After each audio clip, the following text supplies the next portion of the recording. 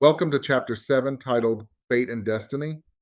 This session invites us to probe one of the most enduring and profound questions of human experience. Are our lives guided by some higher force, or are we autonomous agents of our own future?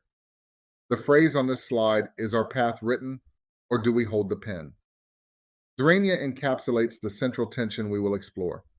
Religious philosophy often wrestles with this dichotomy, and we'll examine various perspectives, from deist concepts like the watchmaker god to strict determinism and the role of predestination in Protestant theology. We'll also touch on Eastern understandings of karma, spiritual evolution in Baha'i thought, and the Greek mythological concept of the fates. Each of these traditions provides a distinct lens through which to view the tension between divine orchestration and human freedom. This exploration is not merely academic, it has real implications for how we view responsibility, ethics, suffering, and personal purpose. As we move through this material, I encourage you to ask yourself not just what you believe, but why you believe it, and how that belief influences your daily life. Let's begin. At the heart of religious philosophy lies a fundamental question: how involved is the divine in human life? This debate, stretching across centuries and traditions, cuts to the core of theological inquiry and shapes how individuals understand their place in the cosmos. On one end of the spectrum, we have the deist concept of the watchmaker god, a divine architect who crafted the universe with meticulous precision but then stepped back, allowing it to run according to natural laws without further intervention. This view became especially popular during the Enlightenment, offering a framework in which science and religion could coexist. In this model, human beings are free agents, making choices in a world governed by reason and order. On the other end, we find the doctrine of predestination, most notably articulated in Calvinist theology. According to this perspective, all events, including human actions, are foreordained by God. This belief asserts that divine will is absolute and that human freedom is, at best, illusory. If one accepts this view, it raises profound questions about moral responsibility, justice, and the purpose of ethical behavior. If our actions are predetermined, are we truly accountable for them? These two poles, divine detachment and divine micromanagement, form a spectrum of belief within and beyond the Abrahamic traditions. Some faith systems and philosophical schools attempt to find a middle ground, acknowledging a divine plan while also upholding human responsibility. This ongoing tension has significant implications. It affects how we respond to suffering, how we pursue meaning, and how we construct legal and moral systems. Whether you lean toward determinism or autonomy, understanding this debate allows for deeper engagement with both historical and contemporary religious thought. Let us now examine more closely the watchmaker theory, a metaphor that emerged from Enlightenment thinking and sought to reconcile scientific discovery with theological belief. According to this theory, God is likened to a watchmaker, a master craftsman who meticulously designed the universe, wound it up, and then stepped away, allowing it to run on its own according to predetermined natural laws. This framework allowed thinkers such as Isaac Newton and Voltaire to uphold the existence of a divine intelligence while embracing a scientific worldview that emphasized predictability, cause and effect, and observable patterns. This approach was revolutionary for its time. Prior to the Enlightenment, much of Western thought was dominated by theological perspectives that emphasized divine intervention and miracles. The watchmaker theory offered an alternative, one that still acknowledged the divine but minimized ongoing supernatural involvement. This model appealed to those who wanted to explore the natural world without constantly referencing divine causation. It also supported the development of rationalism, empiricism, and secular ethics. However, this theory is not without its spiritual consequences. If God created the universe but no longer intervenes, what is the role of prayer? What does divine love or justice mean in a system where God is essentially absent? These are the theological tensions that arise from this model. Still, it offers a compelling answer to the question of how science and faith might coexist. The watchmaker theory affirms a lawful, structured universe, and in doing so, invites humanity to explore it through reason, inquiry, and observation, all without necessarily diminishing the presence of the divine. In essence, the watchmaker theory underscores a shift in the human understanding of divinity, from a micromanager to a designer, from an intervener to an initiator. It remains a vital concept in the history of religious philosophy, especially as we grapple with how to place God within a universe increasingly understood through science. When we explore the strengths of the watchmaker theory, it becomes clear why this view gained significant traction during the Enlightenment and why it continues to influence theological discourse today. One of its primary strengths lies in its compatibility with scientific discovery. Unlike many religious models that might see scientific inquiry as a threat to divine mystery, the watchmaker theory fully embraces the idea that the universe operates under rational, observable, and testable laws. In fact, the theory implies that these very laws are evidence of divine intelligence. God, in this view, is not undermined by science, but affirmed by the orderly precision of nature itself. Moreover, this perspective allows for a greater sense of human autonomy. If God is not actively intervening in every moment, then human beings bear more responsibility for their actions and achievements. This empowers ethical development, social progress, and innovation without the need to invoke divine will for every consequence. It also fosters intellectual humility and curiosity, encouraging individuals to understand the cosmos, not fear it. Another strength is the preservation of a divine origin without imposing a constant divine presence. The watchmaker. God does not micromanage the cosmos, but is still acknowledged as the original source. This view can be comforting for those who wish to reconcile a belief in God with modern science, especially in academic or secular contexts. In theological terms, the watchmaker theory provides a dignified role for God as the architect of a self sustaining world, an elegant designer whose genius lies in the very ability to create systems that do not require perpetual supervision. Thus, it allows for a worldview that is both religious and rational, spiritual and scientific. It remains an important philosophical tool for navigating belief in a modern, empirically grounded world. As we turn our attention to the criticisms of the watchmaker view, we must appreciate that every compelling philosophical model carries its counterarguments, its blind spots that invite challenge. One of the most enduring criticisms is that this theory reduces God to a passive observer. For many people of faith, the idea of a God who withdraws after creation feels spiritually hollow.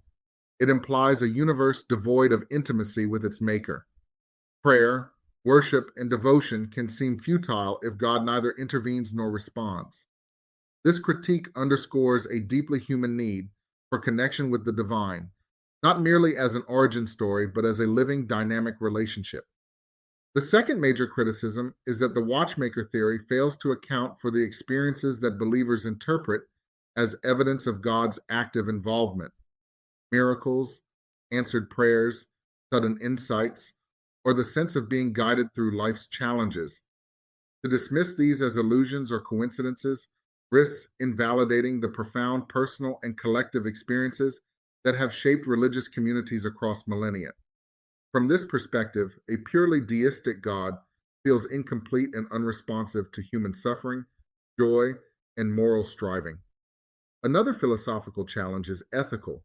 If God created a perfectly self regulating universe, but remains detached, who is accountable for the existence of evil and suffering?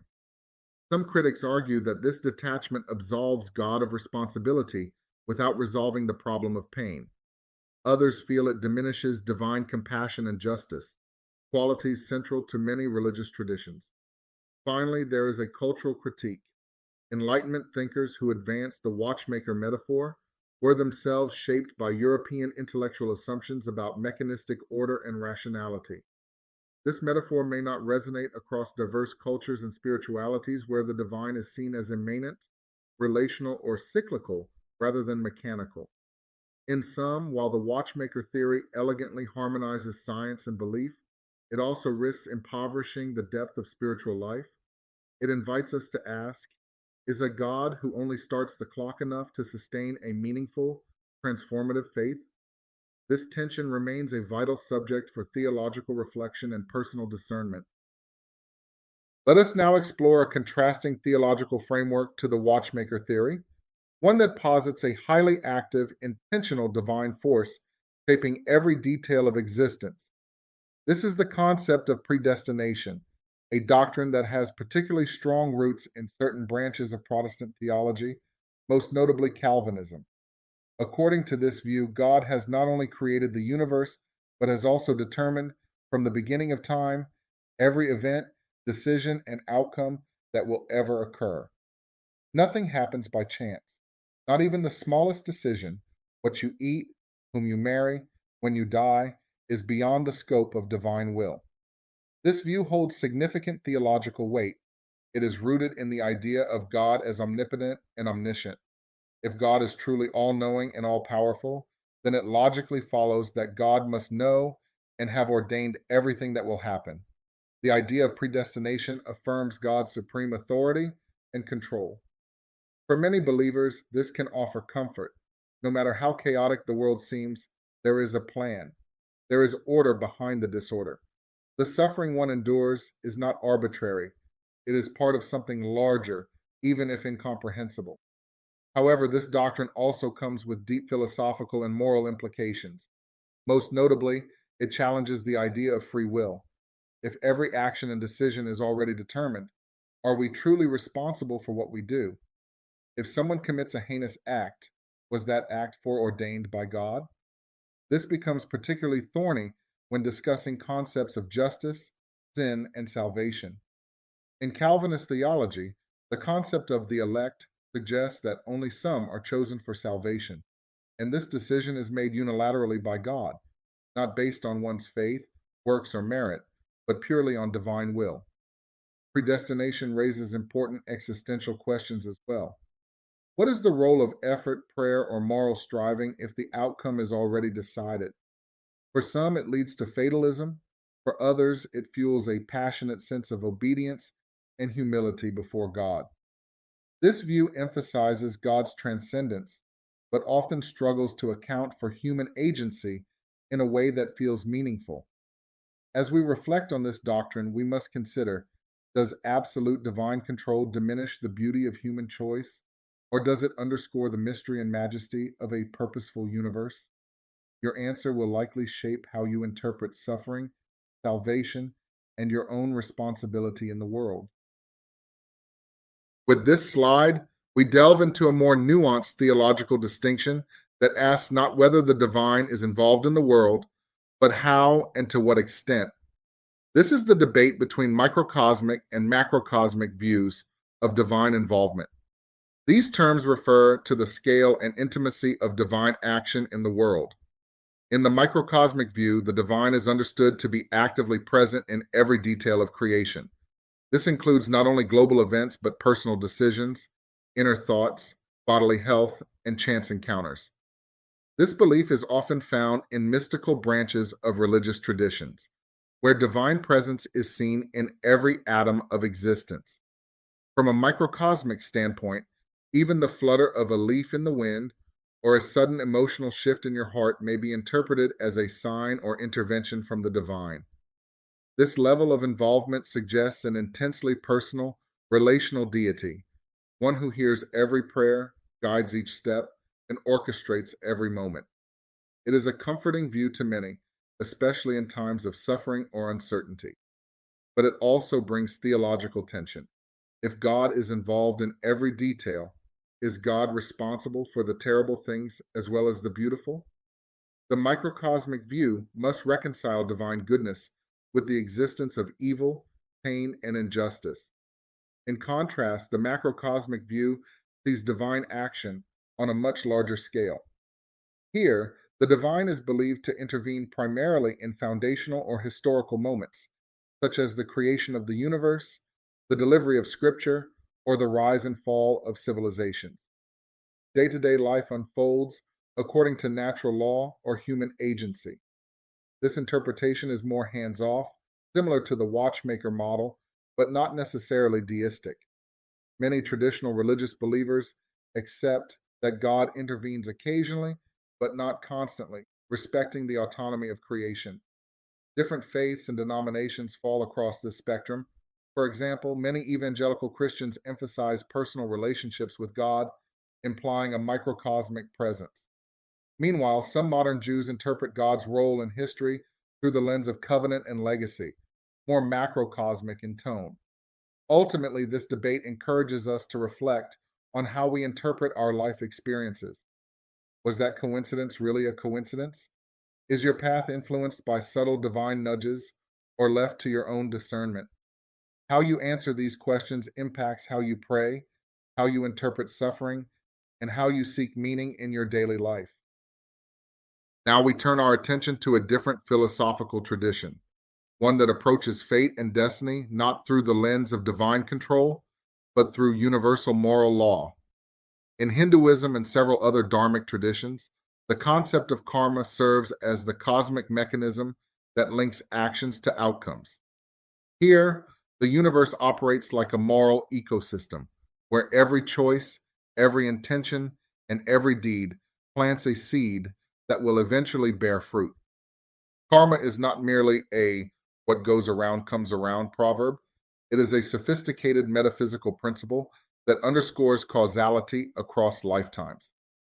In this framework, the divine, often in the form of deities like Brahma, Vishnu, and Shiva, sets the laws in motion but does not micromanage individual outcomes. The gods create the conditions under which karma operates, but they do not override it for personal favor or punishment. This creates a delicate balance. The divine is present in the structure, but not necessarily in the play by play. This positions Hinduism somewhere between the watchmaker and the predestinarian views we've already discussed. One of the core insights of karma is that individual agency matters, but its effects may not be immediate. The results of one's actions may unfold not in this lifetime, but in a future reincarnation. This challenges Western, linear understandings of justice and invites a broader, more patient view of spiritual development. You may be born into wealth, suffering, or limitation, not as punishment or reward from a deity, but as the unfolding consequence of choices made in previous incarnations. In this way, karma weaves together ethics, identity, and destiny across the soul's entire journey. Karma also implies self responsibility. You are not trapped by fate in the classical sense, but you are bound by the energetic consequences of your decisions.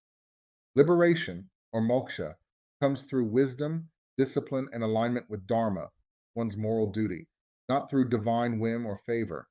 This offers both empowerment and accountability. It's also important to remember that karma is not fatalistic. It is dynamic and responsive. Many schools within Hinduism, Buddhism, and Jainism hold that through conscious spiritual effort, meditation, service, devotion, or right living, one can transcend negative karmic patterns and move toward liberation. So, while karma may feel like a form of destiny, it is not fixed. It is earned, accrued, shaped, and ultimately can be purified. And in that lies one of the most spiritually hopeful visions of human freedom and divine justice in religious philosophy. Now we arrive at one of the most critical and contested ideas in the philosophy of religion: free will. At its core, free will is the belief that human beings have the ability to make choices independent of external compulsion, whether from divine predestination, biological determinism, or social conditioning. Free will is the conceptual cornerstone of moral responsibility. Without it, justice, ethics, and even spiritual growth begin to unravel. Imagine for a moment a world where every decision you make, what you eat, how you treat others, whether you choose to forgive or retaliate, is already scripted. If this were true, could you genuinely be held accountable for anything? The very idea of reward and punishment whether in religious or legal frameworks, assumes that individuals had the capacity to choose otherwise. This is why so many religious traditions defend free will, even when simultaneously affirming the existence of divine knowledge or providence. In Christian theology, free will is often viewed as God's gift to humanity. It is part of being made in the image of God, the capacity to love, reason, and choose.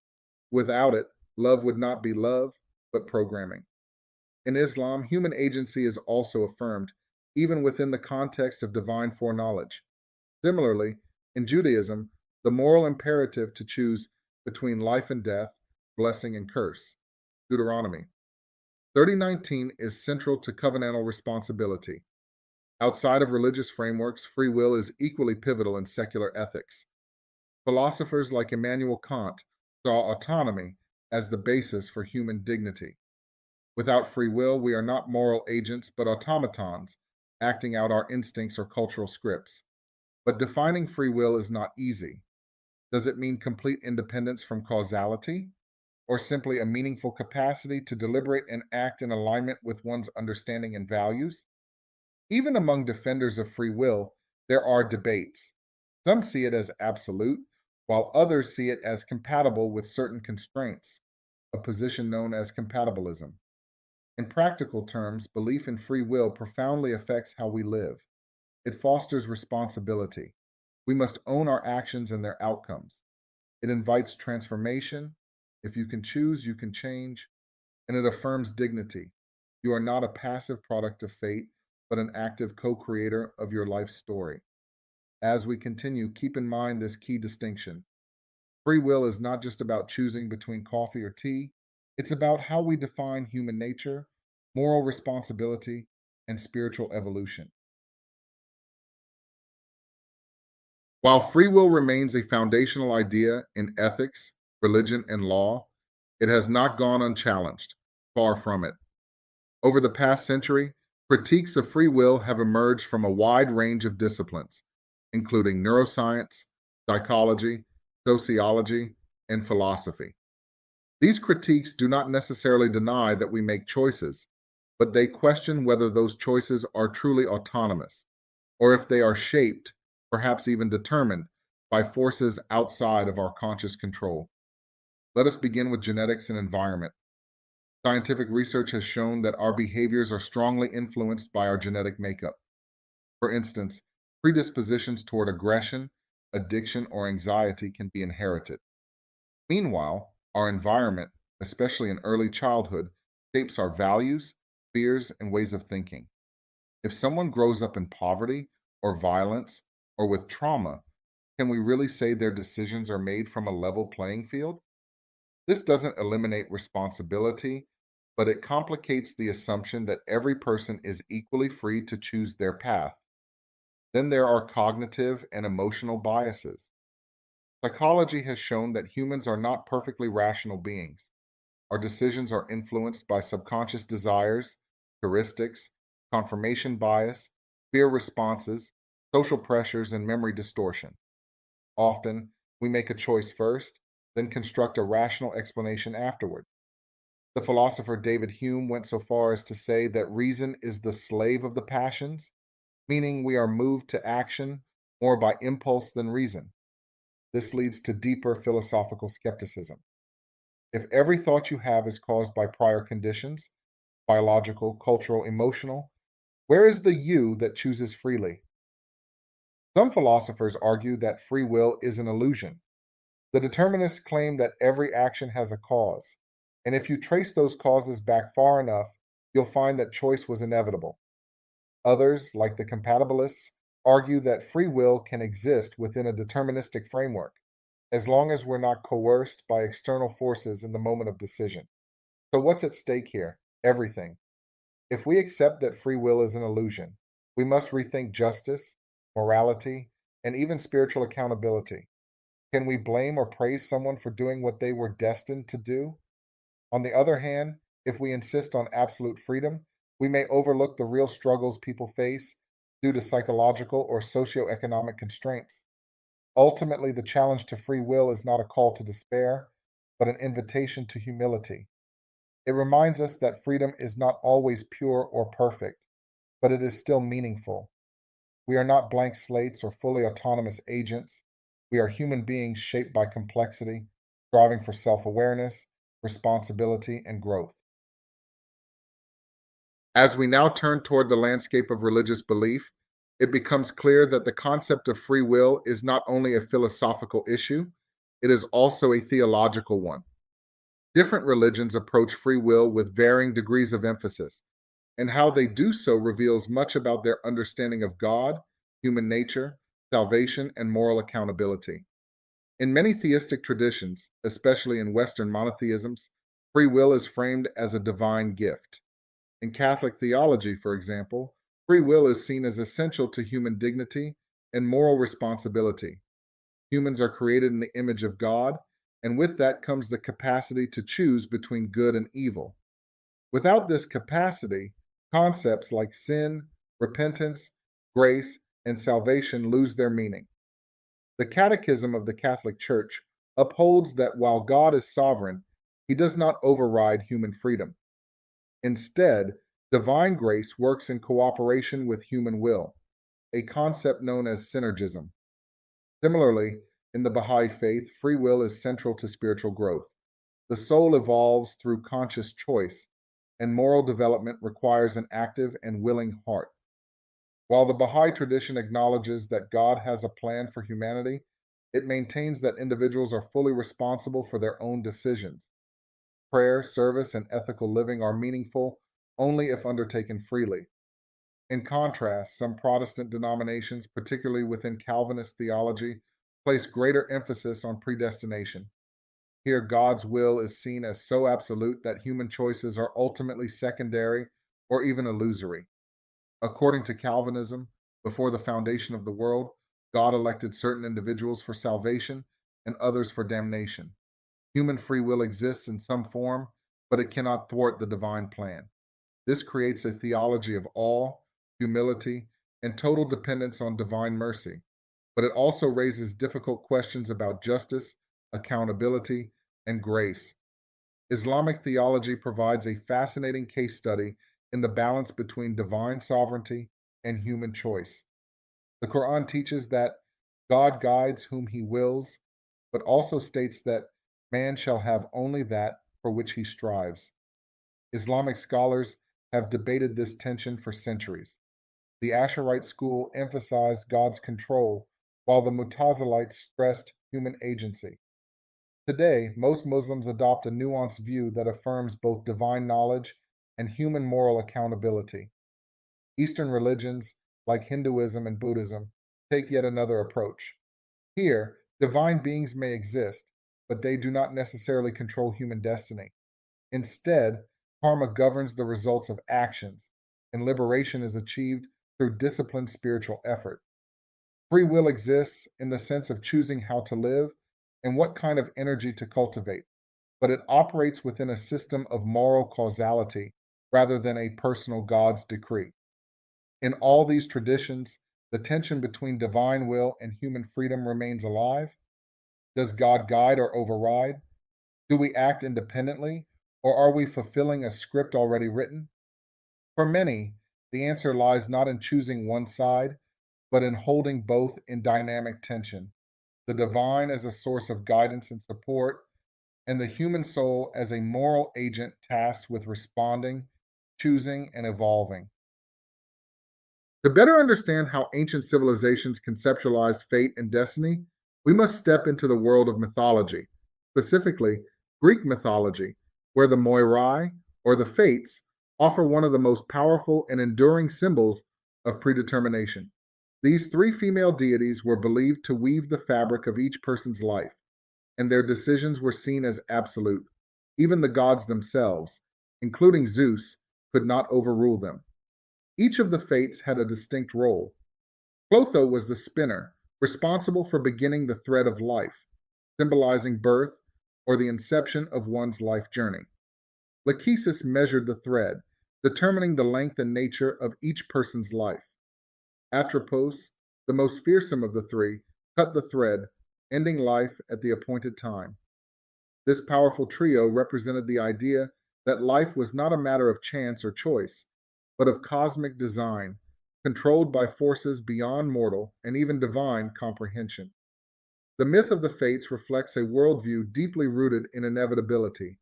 It posits a universe where not only are our destinies set, but there is no appeal or negotiation once the pattern is woven. This concept instilled a sense of reverence and humility, but also a certain fatalism. To be fated was not simply a prediction, it was a sentence. Even heroes like Achilles, who were warned of their impending death, could not escape their destiny, only choose how to face it. So, why does this matter in the broader context of religious and philosophical thought? Because it raises the ancient universal question: what is within our control and what is not? The fates offer an archetype of total determinism. In contrast to modern notions of self determination, the Greeks acknowledged the limits of human agency. Their myths teach that wisdom lies not in resisting fate, but in understanding and accepting it with courage and integrity.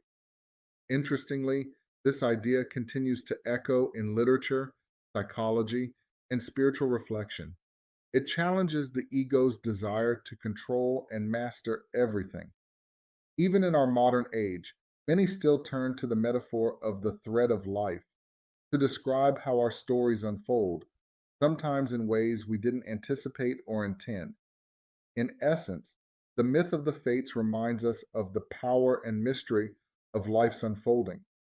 Whether you interpret them literally, symbolically, or metaphorically, they provide a compelling framework to explore destiny, limits, and the strength of acceptance. And they provoke a sobering question. If we cannot change the thread, can we at least change how we walk its path? In contrast to mythologies and theologies that emphasize external control over human destiny, the Baha'i faith presents a model that harmonizes both free will and divine purpose, emphasizing the essential role of individual choice in the journey of spiritual evolution. It offers a refreshingly empowering view of destiny, not as something imposed from without, but as something cultivated from within. According to Baha'i teachings, each individual is born with the capacity for spiritual growth, moral reasoning, and transformative choice. Human beings are not puppets of fate nor pawns in a divine game. They are co creators of their own journey. The Baha'i writings affirm that God has indeed created humanity with a divine purpose to know and love Him and to reflect divine qualities such as justice, compassion, and wisdom. But the realization of this potential is not automatic. It requires active engagement. What makes the Baha'i view distinctive is its emphasis on synergy between divine will and personal responsibility. God has endowed each soul with the gift of free will. This means that while certain universal principles are set, such as the moral laws of unity, love, and service, it is up to each person to decide whether and how to align themselves with these principles. This framework allows for a divine plan for humanity as a whole without negating individual autonomy. Moreover, the Baha'i faith stresses the importance of conscious spiritual development. Life is seen as a classroom for the soul where every challenge is an opportunity for growth. Prayer, meditation, reflection, and service are not rote obligations but active tools for shaping one's destiny. The choices we make, how we respond to adversity, how we treat others, how we conduct ourselves with integrity, become the very means through which our spiritual destiny unfolds. Interestingly, the Baha'i writings also speak of destiny as being both fixed and changeable. Certain aspects of life may be predestined, our time and place of birth perhaps, but the qualities we cultivate and the contributions we make are the result of our own striving. In this way, the Baha'i perspective invites a balanced view. It affirms a sacred order while fully empowering the individual. This model avoids both extremes. It does not reduce human beings to victims of fate, nor does it elevate them to absolute independence from divine influence. It instead teaches that the path to true freedom is found in choosing to align with the divine, not in resisting it. In a world often torn between fatalism and hyper individualism, The Baha'i view offers a middle way, where destiny is neither imposed nor entirely self fashioned, but cultivated through purposeful, conscious living. Although the words fate and destiny are often used interchangeably in casual conversation, philosophically and spiritually, they represent two very different orientations toward life. Understanding the distinction between these concepts is critical because it can profoundly affect how we interpret our circumstances, our capacity for growth, and our sense of purpose. Let's start with fate. In many ancient traditions, Greek mythology, Norse lore, and even some forms of Calvinist theology, fate refers to a predetermined outcome written by forces beyond our control. It is external, often seen as imposed by divine beings or cosmic necessity. In the view of fate, what happens is fixed. Your birth, your death, your triumphs and tragedies are like entries in a script you are merely acting out. In this framework, human freedom is limited or even non existent. The value of life, then, becomes less about what we choose and more about how we accept what has already been written. Destiny, by contrast, suggests a purpose or calling that we move toward, but with agency and influence. It is often thought of as internal, rooted in our soul's potential or higher calling. While external circumstances might shape the path, it is through our decisions, our courage, discipline, compassion, and creativity that destiny is fulfilled. In this view, destiny is not a script, but a canvas. And though we may be born with certain inclinations or gifts, it is our responsibility to develop them, to rise to meet our potential. This distinction carries practical consequences. If you believe in fate, you may be more inclined to accept suffering without questioning it, or feel disempowered to change your life circumstances. If you believe in destiny, you may interpret suffering as a test or a stepping stone, part of a meaningful journey that you are shaping through your response. It also influences motivation. Fate can breed resignation or stoicism. Destiny encourages responsibility and optimism. The fate oriented person asks, "What must I endure?" While the destiny oriented person asks, "What am I here to become?" Of course, some philosophical and spiritual systems blend these ideas. For example, one might believe that while certain conditions of life are fated, such as the time and place of birth, our destiny unfolds through how we respond to those conditions. You might not choose the storm, but you can choose how to sail through it. Ultimately, discerning the difference between fate and destiny allows us to think more clearly about our beliefs, values, and goals. Are we victims of cosmic necessity or agents of divine purpose? Are we watching a play unfold or participating in writing the next act? This is the heart of the question. The concepts of fate and destiny do more than shape abstract theology. They directly influence how we interpret our lives, especially when it comes to moments of success and failure. What we believe about the source of our life's direction deeply affects how we respond to triumph, disappointment, and everything in between. Let's begin with the fate oriented mindset. If you believe your life is governed by a fixed fate, then your successes and failures may seem inevitable. From this perspective, getting a job, losing a relationship, experiencing illness, or finding wealth, all of it was meant to happen. Some find comfort in this outlook. It can relieve the burden of guilt or self blame, especially during hard times.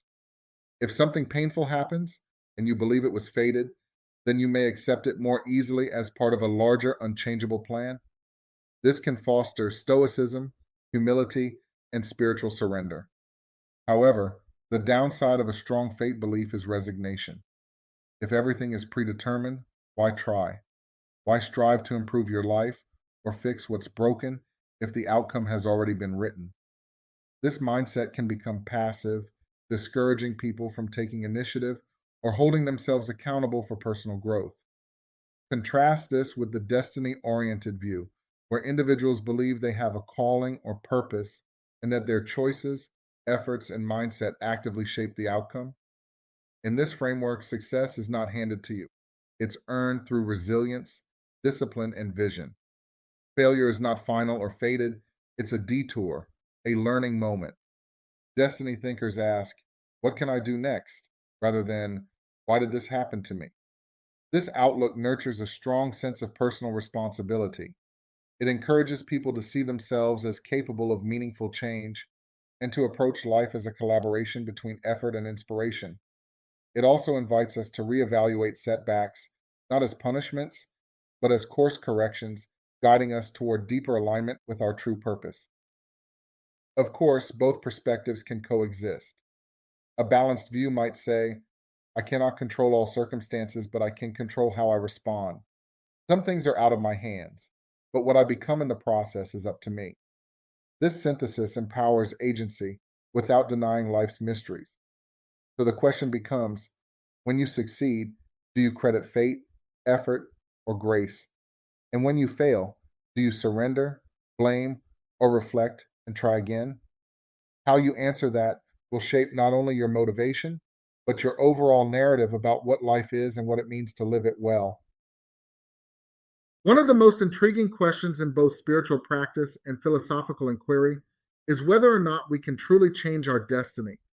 Are we locked into a certain path by forces beyond our control, or do we have the capacity to reroute our future through choice, belief, and action?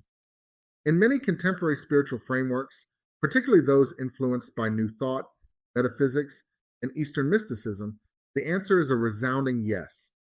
Destiny, in this view, is not a fixed endpoint, but a fluid path, constantly shaped by our intentions, focus, and inner alignment.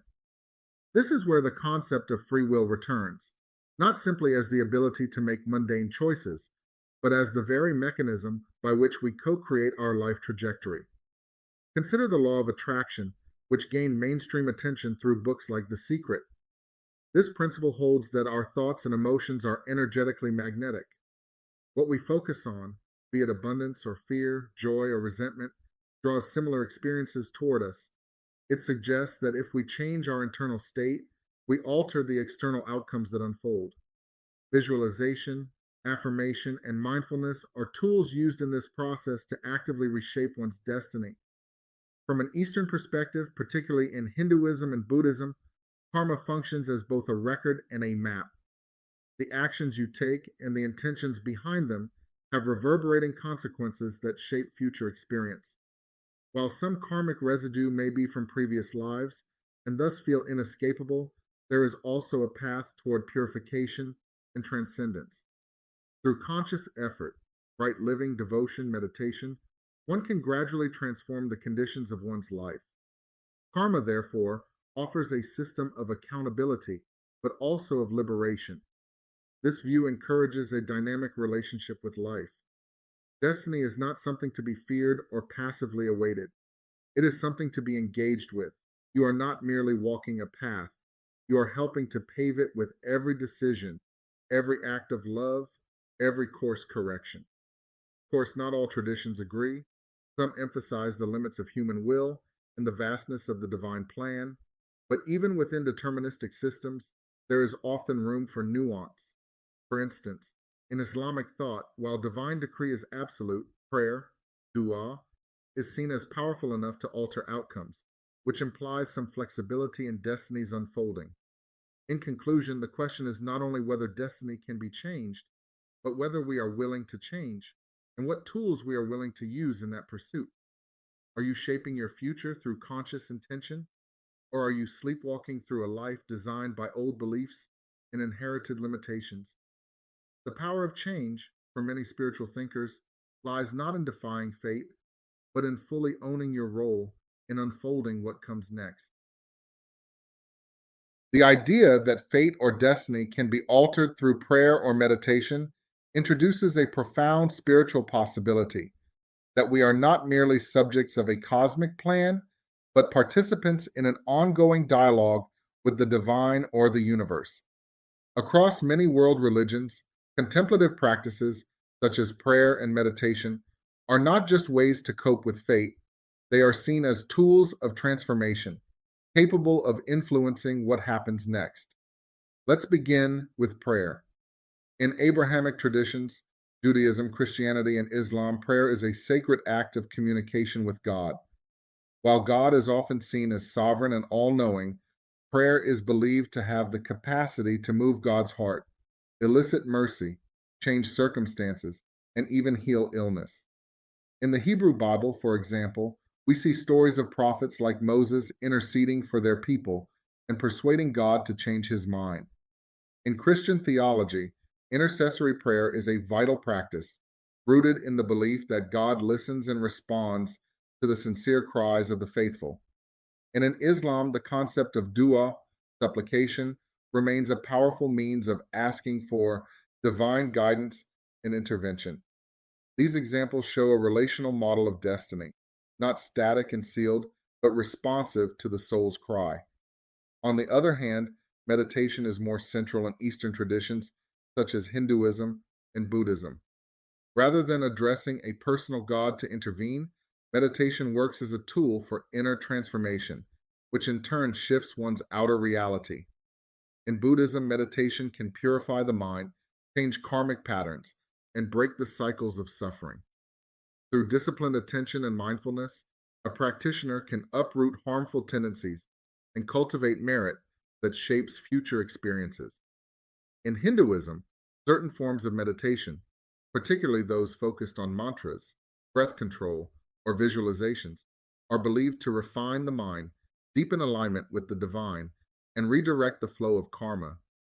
What unites both approaches, whether supplicating an external divinity or aligning one's inner self, is the belief that the spiritual realm and human intention are interconnected. This belief flies in the face of rigid determinism. It affirms that fate is not a wall, but a wave, something that can be redirected with enough spiritual clarity, discipline, or devotion. Of course, not all traditions support this view. In strict predestinarian frameworks, such as some forms of Calvinism, prayer is seen less as a tool to change God's will and more as a means to submit to it. Prayer becomes a way to align oneself with the plan, not to ask for alterations.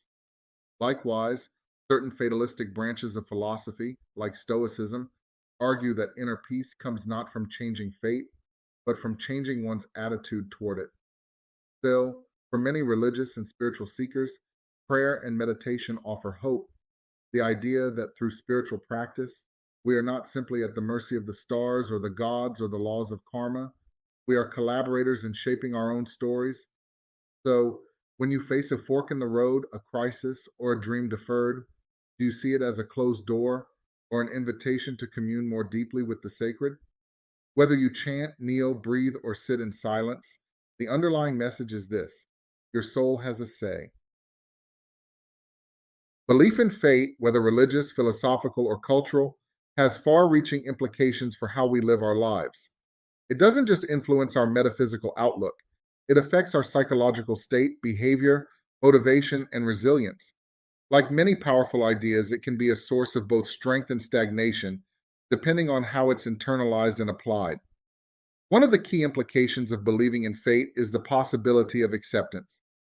For many people, the idea that life events are meant to happen brings a sense of order and purpose, especially during hardship. If suffering is fated, then perhaps it isn't meaningless.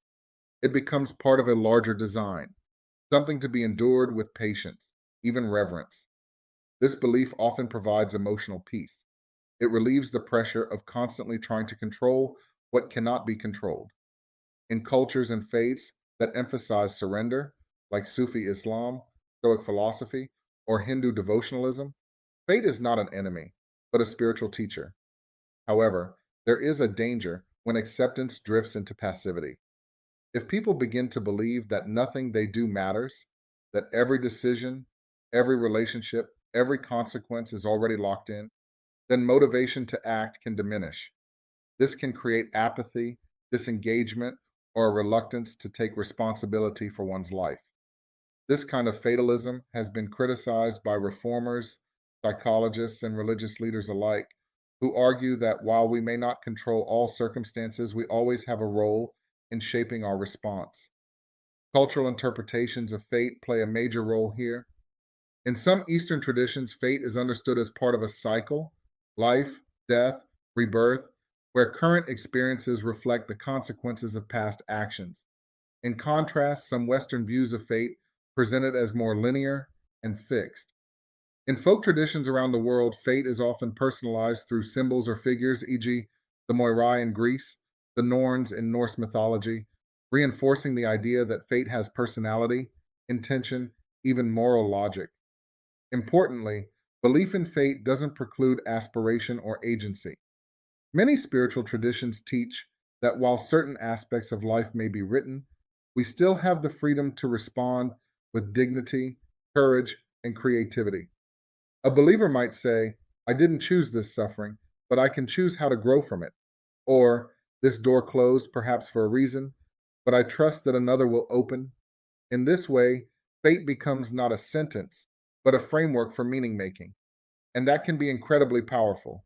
It reminds us that we are not alone, that there may be purpose in even the most painful chapters of our story. So the question becomes, does your belief in fate move you forward or hold you still? Does it deepen your trust or drain your drive? The answer may be less about the belief itself and more about how we live in relationship to it, whether we are swept along or sailing skillfully through its currents. This slide leads us to a profound question. Even if some aspects of life are fated, can we still find meaning and live with purpose?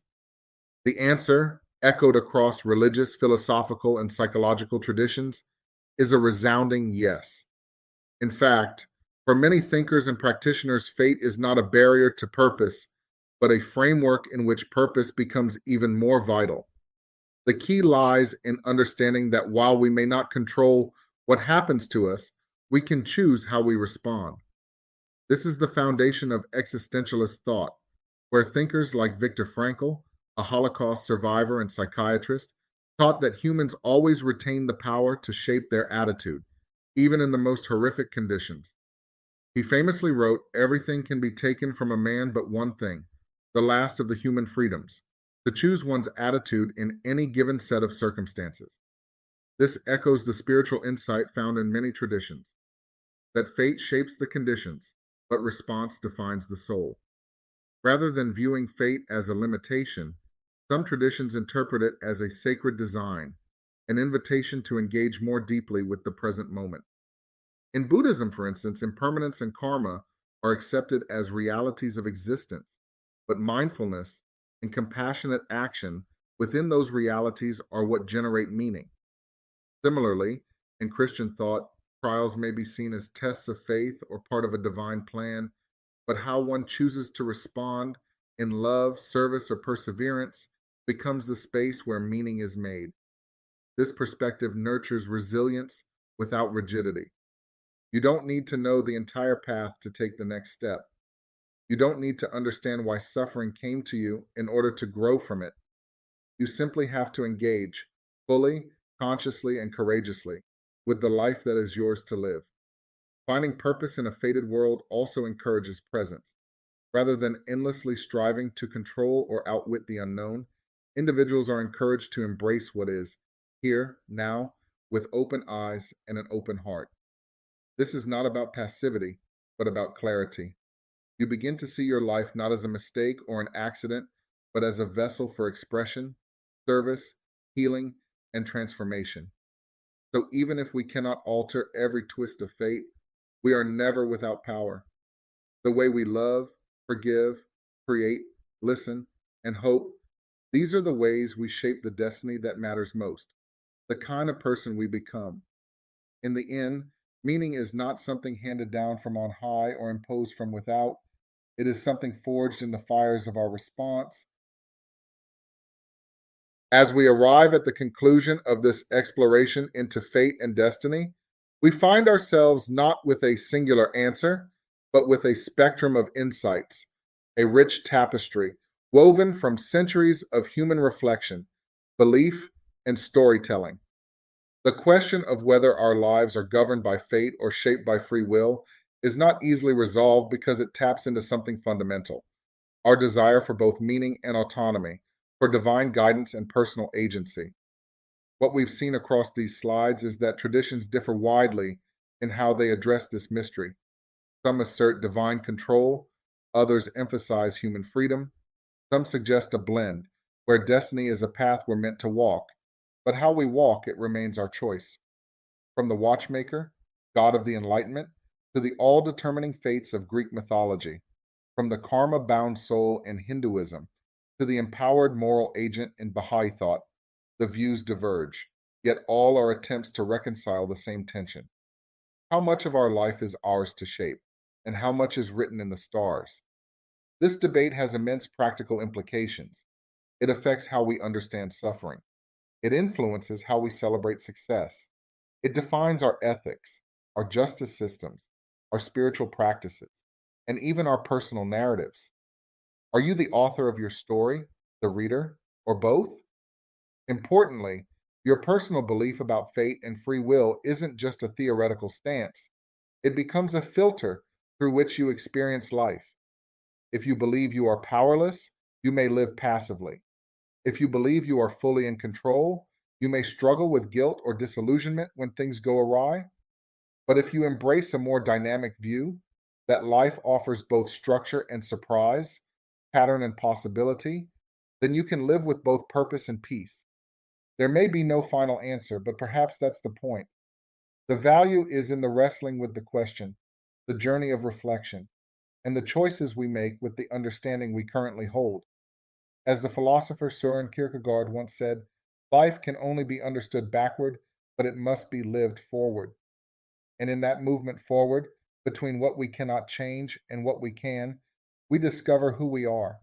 So whether you lean toward destiny, free will, divine intervention, or sacred chaos, may this conversation spark a deeper awareness of your own power to live meaningfully, even amidst the mysteries you may never fully solve.